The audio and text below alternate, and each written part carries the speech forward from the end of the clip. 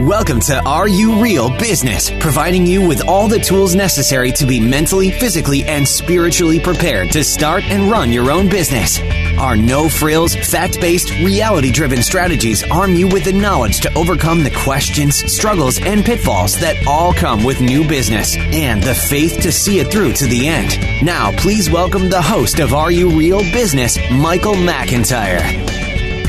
Hi, everybody. This is Michael McIntyre with Authentic Business. I'm going to be talking to you about how to find the authentic you in business success. Listen, you can still catch Are You Real with John Fuller every Wednesday on iTunes, Google Play, Spotify, or wherever you might get your podcast. Ha!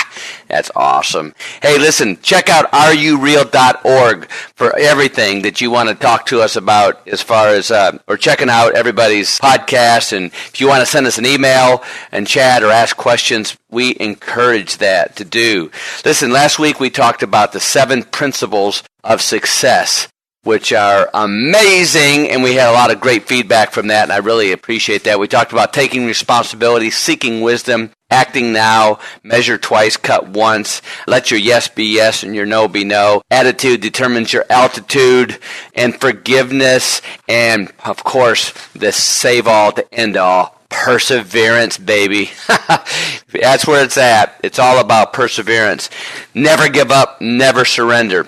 All right, so today I'm really excited because we're going to talk about several different topics. We're going to bounce around a little bit. Hey, as an entrepreneur, we are entitled to bounce around. That's right, I said it, because we have a lot of different things going on in our life. We're balancing a lot of things, right? And sometimes if you're a business owner or starting out as a new business owner, hey, you're chief cook, bottle washer, accountant, receptionist, and everything else. And so it takes a lot. It takes a lot of plates to balance.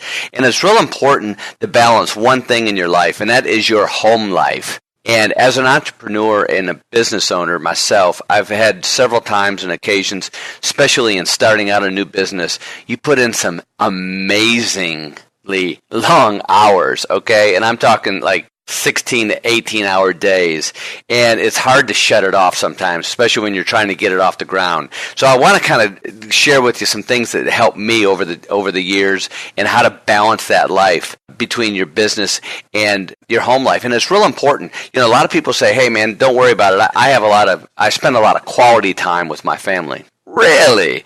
And how do you determine that's quality time? Can you actually say, "Hey, we're going to spend quality time today, gang. I'm going to come home and we're going to sit around and spend quality time."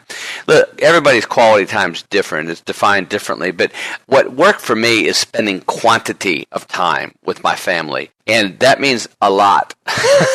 That's right. It sounds simple, right? Because you never know when those quality times are going to occur. Hey, you might be carpooling and driving the kids to school, or you might be going to lunch or going for a walk, or, hey, just, sitting down and reading a book or reading the Bible or whatever. But just whatever it is, even the mundane things are quantity of time, and they can turn into quality of time. So when you get home from the office, or you shut off the computer, or you sit down, put the phone down, and just hang out in different ways. One of the things that we always tried to do, and we did pretty much successfully, is everybody met up for dinner. And at dinner time, we'd go around and do high lows. All right, what's a high low? So we'd say, okay, tell us your high point of the day and your low point of the day. And it can't be this moment. Because sometimes, my high point of the day is being here with the family. And we all know that. But we want everybody to go around the table and discuss that. And it opens it up for a nice discussion. And sometimes you find out what's bothering you. What was your low point of the day? What was your high point? And why? And why was that? So that's one thing that we did. And the other thing is, involve your children, involve your spouse in your business. I used to a lot of times bring the children up to the office, and when they came to the office, it was a big to-do. It really was. It was like, stop the press. My kids are here. And made a big deal about that, and made them feel extremely honored and welcome. The other thing is when I would sometimes come home and I had a special project, I'd try to include them, let them listen to what's going on, which was always good too. And so it was a balance. And quite often, as we would do is, we'd go have special activities. I like to go on vacations. It seemed to me it was better for me to get everybody out of the house and go somewhere, even if it was just, a couple hours away and getting a cabin or a hotel and hanging out. There was less distractions and it forced everybody to hang out together. But during that period of time, there's a lot of in-between times to where you can't maybe do a vacation or get away. So when you do come home, you have to compartmentalize, easy for me to say, your time from the office and sit there and be with your family. It's really, really important. I know that sounds, a cliche, but it's so important to spend time with the family other than the business and see what's going on in their life. And it could be boring things. It could be, hey, you're cleaning up the house, you're doing dishes, you're cooking dinner, or you're, helping clean up the attic or washing the car. I used to always enjoy washing the car with my daughters and talking and having them help out and just simple things like that. So it's really important. So balance of your time is really good. So as a business owner, as an entrepreneur, make sure that you're spending quantity of time and there will be quality into that quantity. Does that make sense? All right. Hey, the other thing I want to talk about is don't get the big head. What do I mean by that?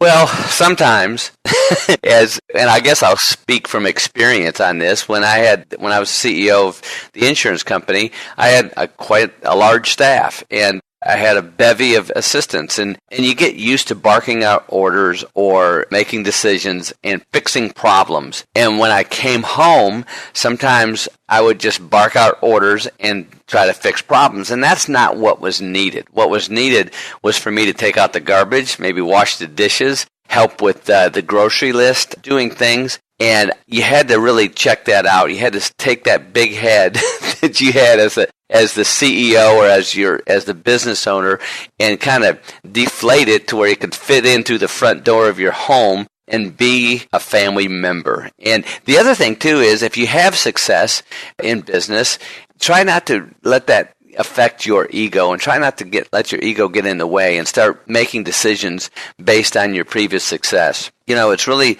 what we used to always teach our salespeople. You're only as good as your next sale. And I think that's a good thing to do, or your next business deal or whatever. So you always kind of be humble in that fact. Humility is really good. It's like when Jesus was looking at the Pharisees out there praying in public, and they were, worshiping the God in the middle of the square, and then there's a man over there on his hands and knees and looking at the ground saying, "Father, I'm not worthy to even look at you."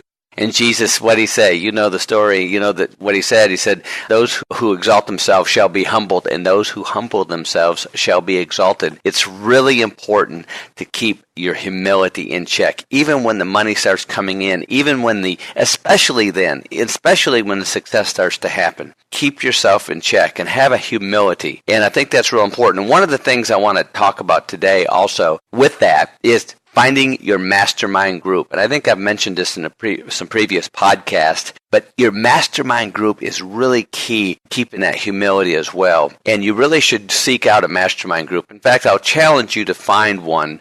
And you say, well, McIntyre, how do I get a mastermind group? Well, you probably already know them. They should be somebody in your same socio-economical scale, which within, $5,000 to $10,000 a year that you're earning. And you kind of know that. You don't have to ask, hey, how much are you making? But you need to kind of hedge that a little bit and figure that out. Also, within an age period of 5 years, like-minded, Christian-minded.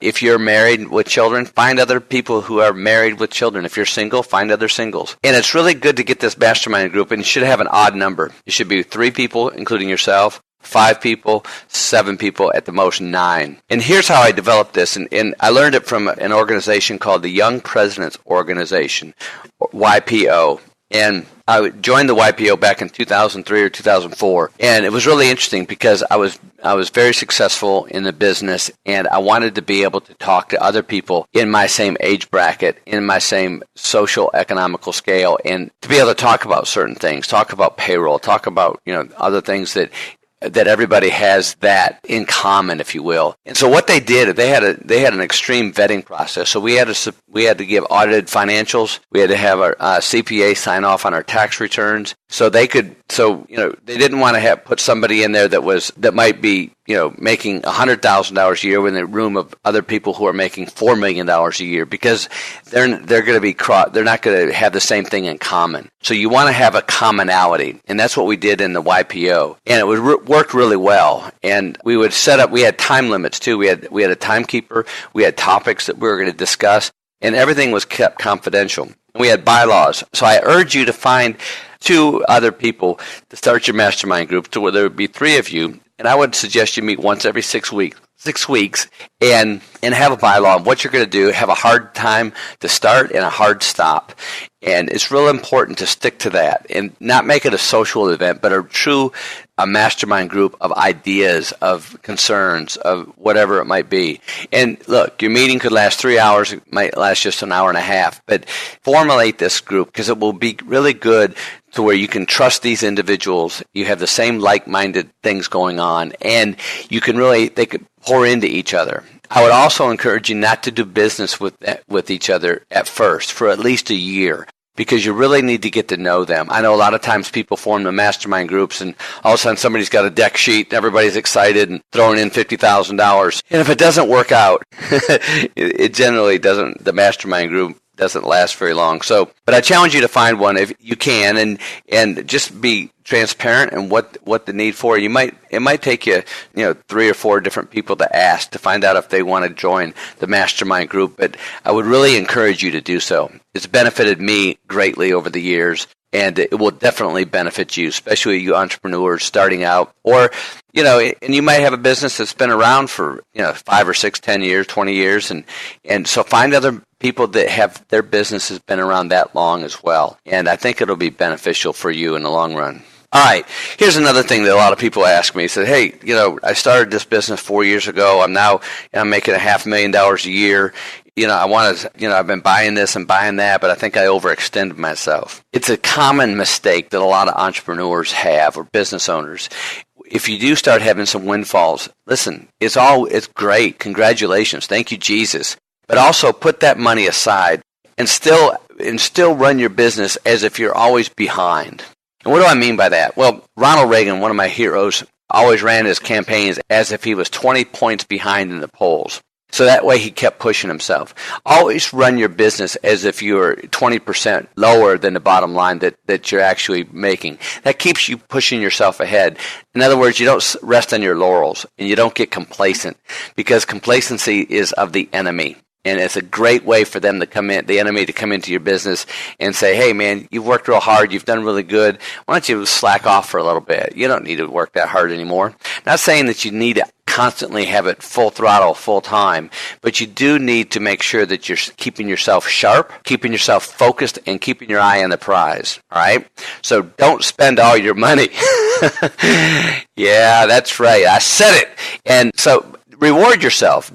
Take a vacation, buy a new car, whatever that is. If you're going to buy a new house, I would really wait until you can almost pay cash for it, or at least put a good 20% plus down payment on that house. That's what we did the first time. Then we paid cash for our second house, and it's just better that way. It takes the pressure off you, and you wait until you actually have that capital, because you don't want to go overextend yourself, and now you're going to cut corners.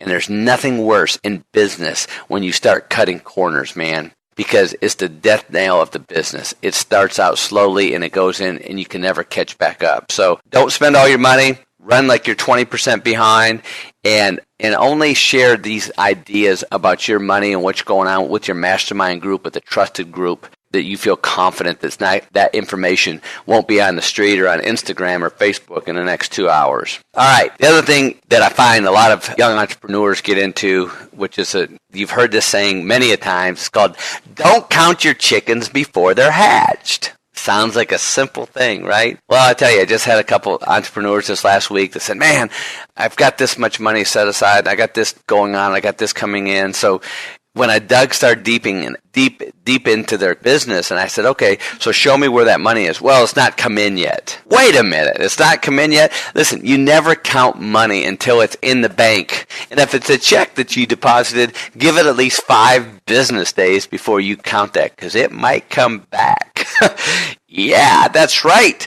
I've had it happen. I'm sure many of you had as well. So never count your chickens before they're hatched. Wait till that money's in the bank, and don't bet on that. So if you've got a sale, if you've got an order, or somebody's doing something, don't count on that. Act like it's not even there yet, and keep pursuing other things. Look, a good rule of thumb is whatever you're doing today, okay, will not show up for a minimum of 90 days. All right? So if you started a new program in your business, a new process, a new procedure, or hired a new person, that's not going to take effect. It's not going to have a material effect on your business or your bottom line for a minimum of 90 days. And so don't count on that until after that, and then see how things are going. Give it 90 days. So that's an important aspect. And so the other thing I want to talk about real quickly is affirmations. And I mentioned this in my last podcast, but affirmations are the key to your success as well. And it could be even an 8th principle, positive affirmations.